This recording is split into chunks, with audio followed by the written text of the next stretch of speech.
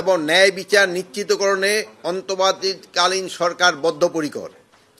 এই লক্ষ্যে স্বরাষ্ট্র মন্ত্রণালয় অন্তর্বর্তীকালীন সরকার গঠনের পর থেকেই কাজ করে যাচ্ছে। এই মন্ত্রণালয়ের দায়িত্বপ্রাপ্ত উপদেষ্টা হিসাবে আমি প্রথম থেকেই বিডিআর হত্যাকাণ্ডের পূর্ণ তদন্ত এবং ন্যায় বিচার নিশ্চিতকরণের সোচ্চার ছিলাম এবং এখনও রয়েছি।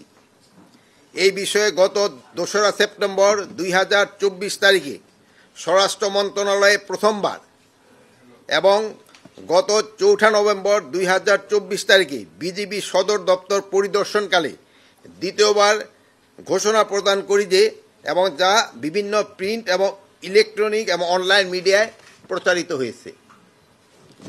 শুধু স্বরাষ্ট্র মন্ত্রণালয়ের দায়িত্বপ্রাপ্ত উপদেষ্টা হিসাবেই নয়, একজন সাধারণ নাগরিক এবং সেনাবাহিনীর প্রাক্তন সদস্য হিসাবে আমি শুরু থেকেই বিডিআর হত্যাকাণ্ডের ন্যায় বিচার দাবি করে আসছি। বর্তমান অন্তর্বর্তীকালীন সরকার বৈষম্যহীন সমাজ ও রাষ্ট্র প্রতিষ্ঠার লক্ষ্যে জনগণের অধিকার, সুশাসন ও ন্যায় বিচার প্রতিষ্ঠা করতে বদ্ধপরিকর। আমি এখন সকলের অবগতির জন্য ঘোষণা করছি, বিডিআর হত্যাকাণ্ডের ন্যায় বিচার নিশ্চিতকরণের জন্য আগামী 5 কার্য দিবসের মধ্যেই একটি তদন্ত কমিটি গঠন করা হবে।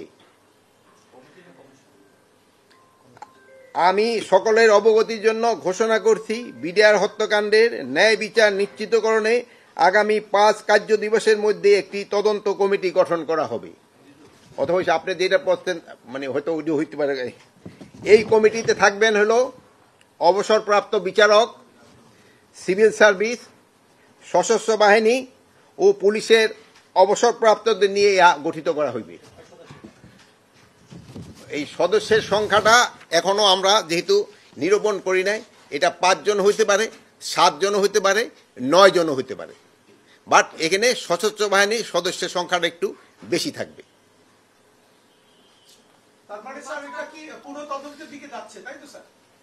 পুনঃ তদন্তের আদেশটা দিতে পারে হলো মানে আদালত, আর আমরা হলো একটা ফ্রেশ ইনকোয়ারি কমিটি আমরা গঠন করতেছি। এইটা হলো আমরা তো 5 কার্য দিবসের সময় যে তাদের বলবো, যেহেতু আপনারা এইটা সবাই জানেন, যেহেতু আমরা তো সবার থেকে নাম নিতে হবে। এই কমিটিতে অনেকে দেখবেন আসতে চায় না, তো দেখুন এখন আপনারা এখানে সবাই সোচ্চার, কিন্তু আবার বলি ভাই এই কমিশনে আসেন, সেই সময় দেখবেন আবার অনেক হইতে চাবেন না। এখানে একটা সমস্যা থাকে। আমরা এই নামগুলি কালেক্ট করার জন্য, যদি নাম কালেক্ট করার জন্য সময় না লাগতো তো হয়তো খুব তাড়াতাড়ি করা যেত। এই নামগুলি পাওয়া যাওয়ার পরে তাদের সাথে তো একটু ডিসকাস করে আমরা সময়টা দিয়ে দেব। কাজের পরিধি তো আমরা বসে তো নির্ধারণ করব কাজের পরিধিটা কি হবে।